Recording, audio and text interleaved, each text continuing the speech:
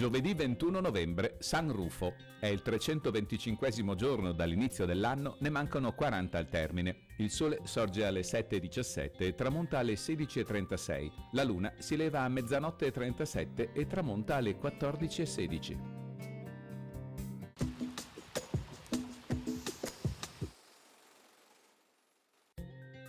Dopo ben 2 mesi di assedio, una rivolta popolare seguita alla conquista dei veneziani della Porta San Giovanni mette fine alla dinastia dei da Carrara. Padova si consegna così alla Repubblica di San Marco.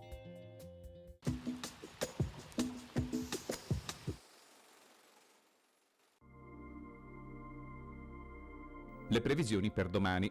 Cielo molto nuvoloso, salvo qualche temporanea schiarita. Probabilità medio-bassa sulle zone meridionali ed occidentali e medio-alta su quelle settentrionali ed orientali di precipitazioni modeste o moderate verso nord-est. Limite delle deboli nevicate a circa 1400-1500 metri sulle prealpi e 1200-1300 metri sulle Dolomiti. Temperature minime per lo più in aumento, massime stazionarie o in locale variazione.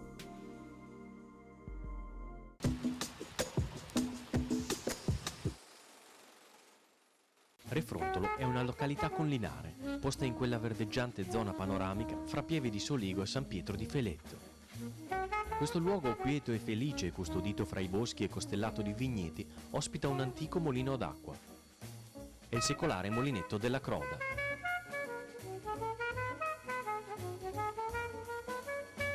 Un'architettura rurale antica e originaria del 1600, che nei secoli non ha mai smesso di svolgere la sua funzione di mulino.